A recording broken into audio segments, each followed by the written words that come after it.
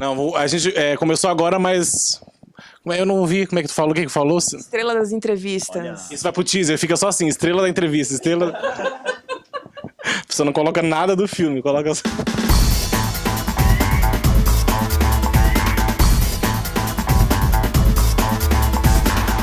Começa agora mais um Cine Vitor, vamos falar de A Sombra do Pai. Eu gostei muito desse filme, viu? Gostei muito do filme. E eu acho que a primeira coisa que me chama a atenção no filme é o som. Eu acho que eu comecei a analisar e eu vi, gente, como é tudo muito pontual e perfeito, assim, o copo, quando ela mexe a porta, no começo já quando o Júlio quebra uma parede, eu acho que isso já traz uma força pra gente do que vem aí desse suspense, dessa gente, desse filme que é um pouco assustador, assim, acho que todos, né? Gente, Então, vamos começar. Júlio, como é que você entrou nesse projeto? E o que foi a primeira coisa que chamou a atenção ao ler esse roteiro? Que várias coisas devem ter chamado a atenção, porque eu acho que é muito interessante a maneira como a Gabriela conduz toda essa história dessa menina que é a sua filha. E você ali é o coadjuvante dela, né? No caso, você fica rondando ela e aquela família, e os acontecimentos daquilo, você tem uma força muito grande ali dentro também.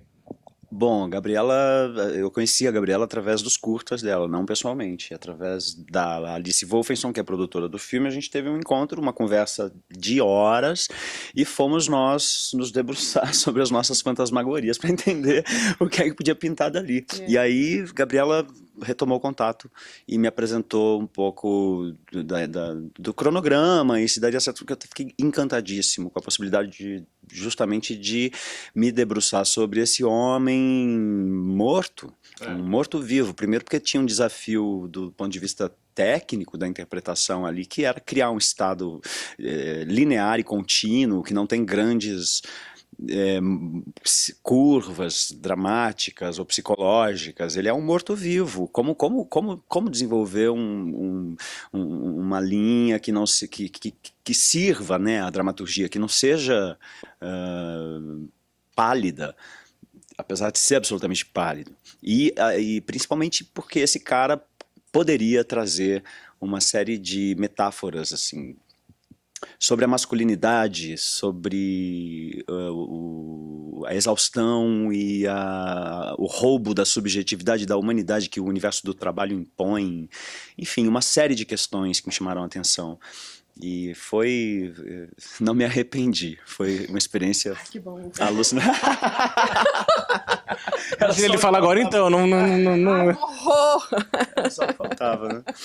E eu acho muito interessante esses personagens que a gente percebe que eles reprimem muito os sentimentos deles. Eu acho que tem do próprio pai também, né? Tem claro, tem um luto ali ainda que envolve essa família, mas tem essa criança também que ela quer descobrir, ela quer entender também o que aconteceu, e ela se revolta como qualquer criança também e quer trazer a mãe de volta, ou quer que aconteceu alguma coisa com um amiguinho que falou mal dela.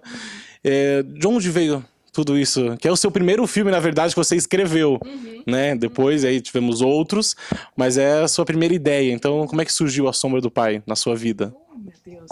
Eu tava saindo da escola de Cuba, de cinema, e quando você sai da escola, espera-se de você um roteiro para que você trabalhe nos próximos anos, se você quiser ser diretor, né, ou escritor. Então foi muito natural sair já pensando já saí com essa ideia, tive essa ideia, e aí paralela à realização de curtas e à escrita de roteiros para outros diretores, esse filme foi tomando forma, tomando jeito, né? E aí isso foram 8 anos de trabalho, mas não contínuo no filme, então eu escrevia um longa, e aí voltava, filmava... Escrevia um longa, ganhava um prêmio, voltava. Aí voltava, o filme... E engraçado que a história estava sempre lá para me receber, porque eu acho que ela tem questões que estão muito ligadas à minha infância, a como eu percebia a infância, né, a solidão da infância, que eu acho que poucos autores abordam isso. Eu acho que tem um lugar de solidão que não é preenchida. Eu acho que o único filme infantil, que esse não é um filme infantil, mas que eu vi isso foi naquele Divertidamente, que eu acho muito interessante o lugar das emoções negativas e a importância dessas emoções, né, no crescimento de uma criança. Então, esse lugar é um lugar meu que estava assegurado, e toda vez que eu voltava ao texto, ele continuava lá. Então, era uma questão de ir adequando tecnicamente o que esse filme poderia ser quando filmado, e até chegar em 2016, que eu acho que foi o momento em que agora vamos filmar o filme, e aí ele nasceu. O que é isso aqui? O resto das coisas dela que eles iam jogar tudo fora. Jorge, ó, vai jogar no lixo isso aí. Pai, estamos esquecendo como a mãe era. Como é? Tem que esquecer mesmo. E ele tem esse todo, claro, esse clima de suspense, tem esse terror, o som ajuda muito e as atuações de todos eles, né? E é engraçado ver a Luciana, que a gente vê, a Luciana a cada hora ela tá de um jeito, de um personagem, de um tipo, e ela também, acho que ela reprime as emoções, até com aquele marido Sim. que vai e volta, e aí naquela família ela tem aquele papel importante de ser talvez a substituta da mãe também no filme. Então como é que era o seu trabalho com o elenco no set? Como é que era esse set da Sombra do Pai? Se era assim tão assombroso também? Ai, nunca é, porque o que eu tinha, falando da Lu, né, do personagem da Lu, que é um personagem que tem mais vontade de fé do que fé. Então é um personagem que, na verdade, ela sabe tudo o que está acontecendo. Ela sabe que aquele namorado não é o galã que ela quer que seja, ela sabe que a realidade da sobrinha, por mais que ela ache que a sobrinha tem poderes, isso é mais um mecanismo dela de se livrar da culpa de abandonar essa sobrinha. Ela sabe que esse irmão não tem condições de criar essa menina. Então, ela é um personagem tão consciente, tão consciente, tão consciente de tudo, que ela meio que fecha um olho, sabe? Ver só com o olhinho, ver as coisas assim, vou fechar o olho, vou usar só 20% da minha visão, porque usar minha visão inteira dói muito, é muito dolorido. Então, nesse sentido, eu acho que aí a gente cria junta uma personagem madura, não é uma personagem... As ações dela são representações também. Então, a coisa do deslumbre com o noivado, isso tudo é uma representação que ela precisa para viver. E no caso do set, era um set muito dinâmico, porque quando você tem uma criança em set, eu contei com o Tomás Dessina, com a ajuda do Tomás Dessina, preciosíssima, que foi o preparador de elenco infantil comigo e que seguiu no set. A gente espera muito em set, né, entre uma cena e outra, então a Nina tinha que estar sempre muito aquecida nesse sentido, né, e eu buscava, antes de filmar cenas importantes, também envolver os atores, enquanto estavam arrumando luz e câmera, envolver os atores, me colocar na cena, começar a provocar o Jorge, provocar a Cristina. Então, eu faço muito isso, né? Eu me lembro daquela cena em que o Rafael Raposo o Elton, né, vai pedir a Cristina em casamento, e precisava de um tempo para arrumar a luz, e eu comecei a meio que trazer e levar recado de Jorge para Cristina, de Jorge para aquecê-los, né, para colocá-los no estado. E eu acho que isso também ajuda a que a gente, somos time, sabe? Eu sei a cena que a gente está fazendo. Eu não vou registrar uma cena, eu vou viver a cena com a câmera. Então, eu acho que isso, né, é muito importante, assim, num filme onde as interpretações são tão importantes para dar cor para cenas. É incrível, porque no caso do Jorge, que tem lá, que a gente teve que levantar um repertório de estados, de sensação, é quase como se o Júlio tivesse que se confundir com aquilo, o Júlio tinha que ficar de fato cansado. Porém, existia um senso e uma noção de jogo, um pacto de jogo entre todos, que fazia com que a gente saísse, entrasse, mas entrasse se deixando atravessar. Quer dizer, você perguntou no começo, um filme denso, escuro, mas que foi feito de um modo leve e amoroso. Tem essa dualidade muito interessante, que eu atribuo à habilidade, à sensibilidade da Gabriela, porque é quem capitaneia mesmo o set, né? É o diretor que tá ali, o capitão é quem dá os disparos, tom, e né? quem determina o tom. Eu acho que essa coisa do Tom até ia falar que a gente reconhece muito que é uma obra sua, apesar de que se alguém perguntar, você prefere o Animal Cordial ou não tem como, acho que comparar. Não, eu acho que são muito diferentes, mas eu acho que tem todo o seu tom, tem a sua essência que a gente sabe, já que é seu, e que tem essa, acho que principalmente nessa condução aí dos personagens, porque o Júlio assusta, apesar de que o foco às vezes tá, né? A menina tem esse dom, ela faz a brincadeira lá, ela tem as coisas que acontecem com ela, fantasiosas e tal, mas o Júlio assusta, né? Porque esse pai cansado, mas além desse olhar de cansado, também é um olhar... Ele tem alguma coisa, parece que ele esconde, que ele tem um medo, que ele tem uma culpa. Então, onde você busca... A Gabriela, no Animal Cordial, a gente falou muito de referências de filmes que você viu. E aqui a gente vê também 2 filmes passando né, que ela assiste, a criança assiste 2 filmes de terror clássicos. E você buscou referência em algum filme? A Gabriela te passou alguma coisa? Ou você falou, não, deixa que eu resolvo isso aí. Não é assim. Eu gosto de ir, é meu jeito, como uma folha em branco, esperando que os encontros me deem as pistas daquilo que eu preciso, como um caça ao tesouro, assim. E Gabriela me deu algumas referências, mas que não são... Não são fílmicas. Não são fílmicas, é um trecho de uma música, é um poema que ela mesma escreveu, sabe, são coisas muito sutis, né? E tem uma coisa que ficou muito marcada para mim, que é uma imagem do Egon Schiele, pintor expressionista, que é totalmente perturbada, assim, conturbada. Falei, o espírito desse cara é ali. Ele é uma represa de cimento, prestes a estourar a qualquer momento por não aguentar tudo aquilo, né?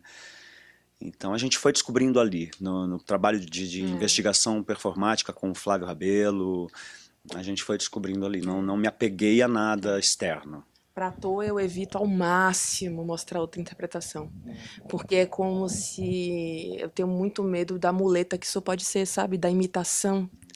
E eu acho que tira do ator, mas também dos outros colaboradores, o risco e a adrenalina de criar algo novo. Isso, assim, e tira de mim também, de ver esse algo novo sendo apresentado. Então, eu evito ao máximo usar referência de filme.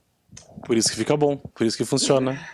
Porque eu acho que a gente vê muito filme, principalmente eu acho que cinebiografia, às vezes se gruda, a pessoa fica muito grudada naquele personagem que ela precisa levar pra... Claro, é uma cinebiografia, quer mostrar alguns trejeitos, mas eu acho que às vezes também fugir um pouco disso pode até, quem sabe, melhorar.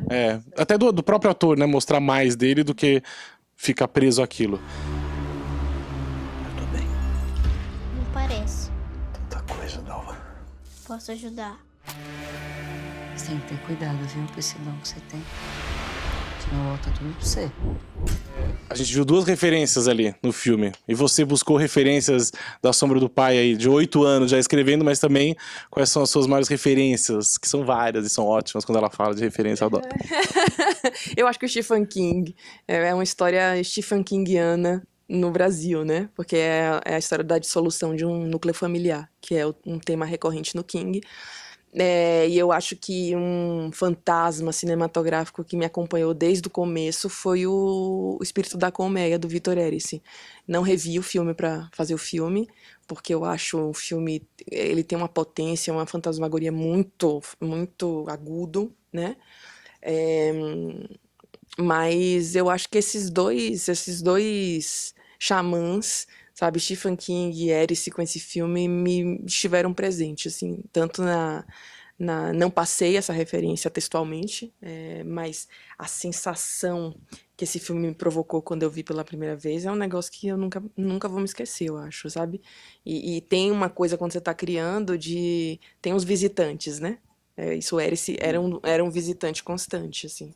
E talvez se visse de novo, acho que, sei lá, podia atrapalhar também. É tão bom que a gente... Atrapalhar e eu não ia encontrar o meu próprio buraco, entendeu? Sim. Porque você tem que cavar um negócio que... referência é uma coisa interessante, porque ela serve para você abrir um buraco. Mas a partir do momento que você cava e vai se metendo, essa entrada vai sumir um momento, né? Então o objetivo é fazer com que isso suma. E que essa escuridão... sei lá, do novo texto, do novo projeto, seja tudo que há ao redor, né? O filme estreia dia? 2 de maio. 2 de maio nos cinemas. Parabéns, filme premiado, ganhou Brasília. Som, né? Ganhou som, montagem. E a Luciana. Isso, coadjuvante Luciana, que é uma luz de inspiração, né?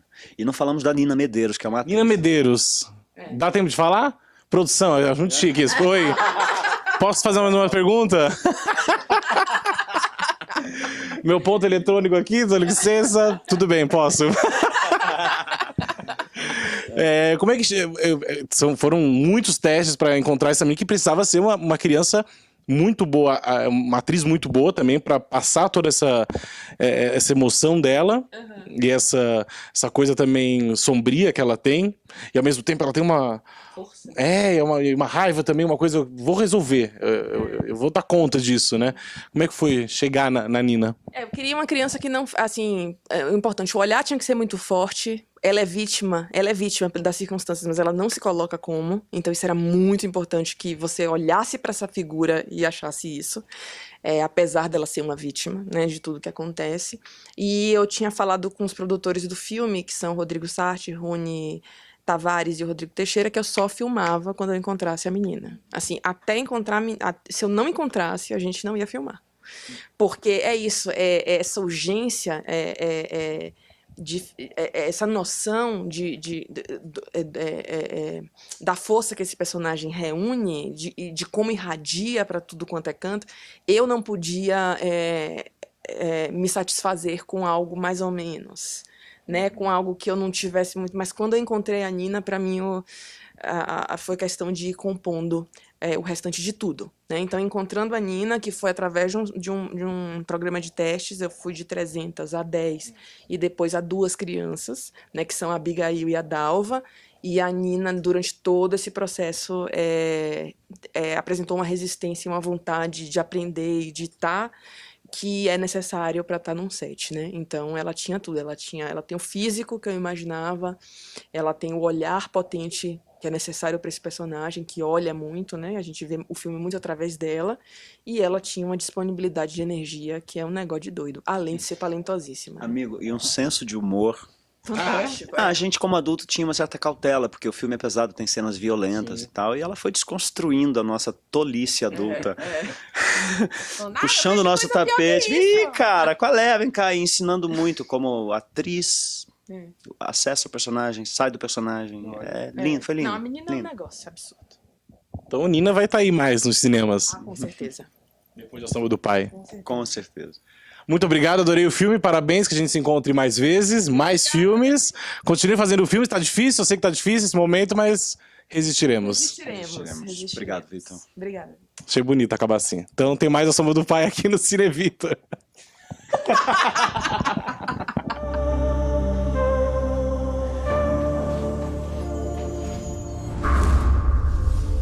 Tem algum espírito aqui querendo fazer mal pro meu pai?